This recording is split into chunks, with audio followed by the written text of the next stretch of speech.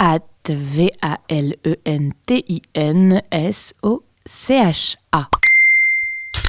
Hop, c'est parti pour un thread sur la signalétique originale du RER, mise en service il y a 40 ans. Tellement banale et insignifiante en apparence, et pourtant déroulée donc.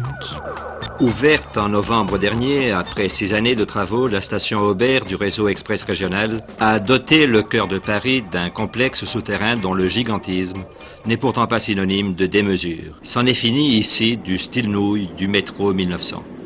Mais une constatation s'impose.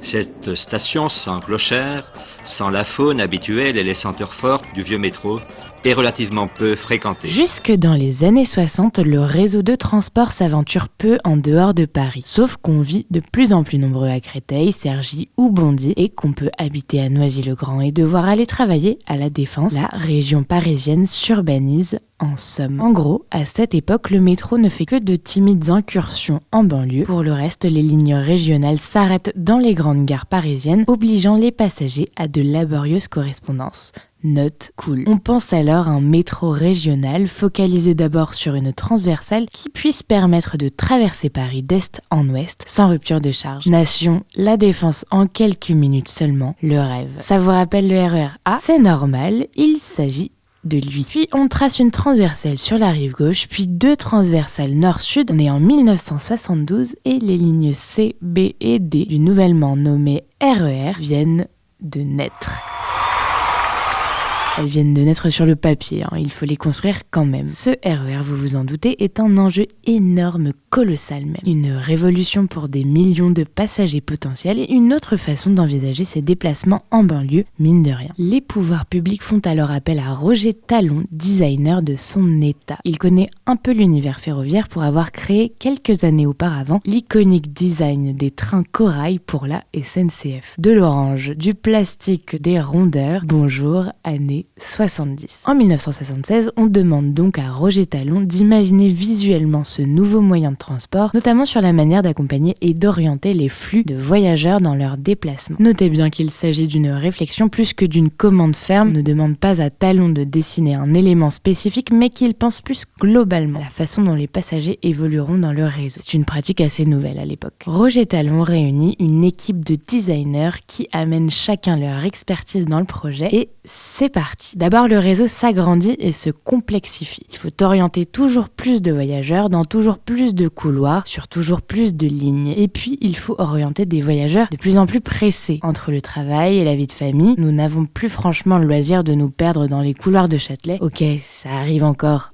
Châtelet quoi. Il faut donc quelque chose que l'on puisse lire et comprendre très rapidement, de la clarté dans un espace complexe, évacuer le superflu pour ne retenir que l'information essentielle, en un mot, être efficace. L'équipe de Talon imagine alors un vocabulaire formel simple qui s'articule autour de ronds et de lignes, rien d'autre. Tout repose sur ces 2 formes. Dans les couloirs du RER, on passe son temps à chercher sa ligne. Contrairement à la forme, la couleur ne demande pas un effort d'analyse de la part du cerveau. On voit une couleur, on l'associe instantanément à une information. On l'utilise alors pour l'identification des lignes. 4 nuances contrastées sont retenues. Le blanc est utilisé pour le reste de la signalétique. Le noir fait ressortir les autres couleurs avec force. Question de lisibilité. Dans le métro, les lignes sont représentées par des traits ponctués de puces pour les arrêts. Pour le RER, on décide d'intégrer ces puces dans l'épaisseur du trait pour donner aux lignes plus de prégnance, plus d'impact. Notez aussi que c'est une façon toute simple de différencier le vieux métro du jeune et fringant RER habile. Par ailleurs, le réseau change d'échelle, on passe de Paris à la banlieue. Jusqu'ici, les plans de métro représentaient les lignes selon un tracé géographiquement exact, accompagné souvent des principales artères parisiennes en fond de plan. Si la même logique était appliquée pour le RER, on se retrouverait très vite avec des lignes en forme de spaghetti. Quant à faire figurer les rues de toute une région, c'est évidemment impensable. Il faut alors quelque chose de plus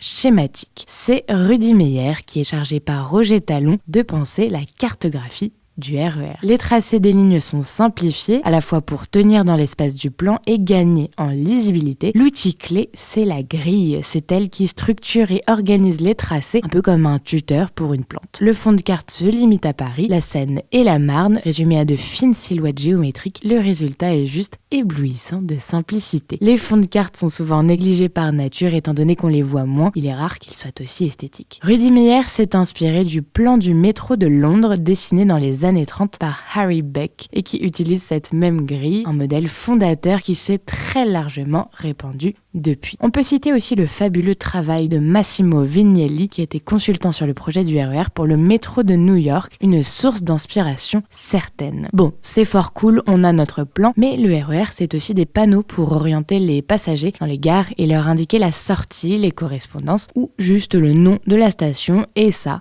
implique du texte. Pour rappel, le voyageur se retrouve à devoir évoluer dans un espace complexe, ce qui implique de lui donner des repères, qu'il sache à quelque endroit que ce soit du réseau qu'il emprunte bien le RER. L'idée, c'est qu'il reconnaisse le RER en l'utilisant. Comment ? En proposant des codes visuels différenciants, bien entendu, mais aussi en rendant ces codes constants tout au long du parcours de l'usager. Implicitement, en étant constamment soumis au même univers visuel, l'usager l'identifiera comme étant celui du RER. Boum ! D'où l'idée d'étendre le principe de départ à la typographie. Sur cette partie, Roger Talon a fait appel à un très grand dessinateur de caractères, Albert Botton. Difficile de résumer son œuvre, mais disons qu'il est derrière de très nombreux logos de marques que vous croisez au quotidien. Vous vous souvenez que tout repose sur des ronds et des traits. La typographie du RER alterne justement entre la rigidité du trait droit et la douceur des terminaisons arrondies. Ce caractère me fascine littéralement et je ne saurais trop dire pourquoi. C'est toujours difficile de verbaliser son ressenti devant une typographie. Je crois que malgré sa rigidité et sa franchise, c'est un caractère extrêmement doux,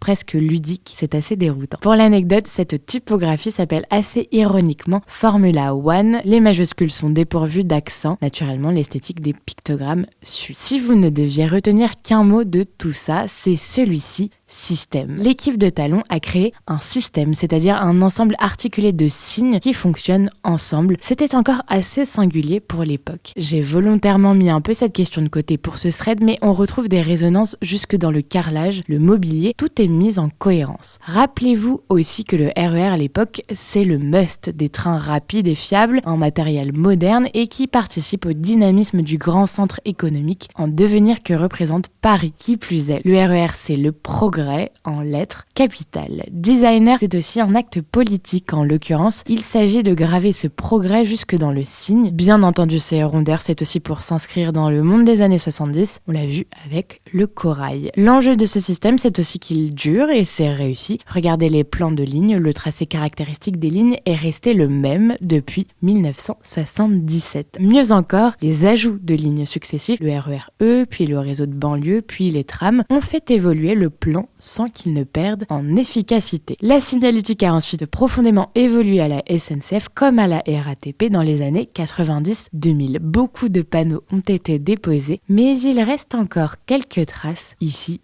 et là. Ce thread est déjà bien long et il y aurait encore tellement de choses à dire. J'espère sincèrement avoir été le plus clair possible. Et puis écrire ce thread, c'est évidemment une façon de rendre hommage à messieurs Talon, Meyer et Botton. Immense respect pour ces designers de génie qui n'ont fait que décupler ma passion pour ce métier et un salut amical au personnel de la RATP et de la SNCF chargé de la signalétique qui perpétue cet héritage au quotidien. Le public est certainement désorienté par ces installations d'un caractère nouveau. Malgré tout, après disons une période d'adaptation qui dure à peu près 3 à 4 mois, le public se reconnaît très bien dans des stations modernes et les trouve très agréables.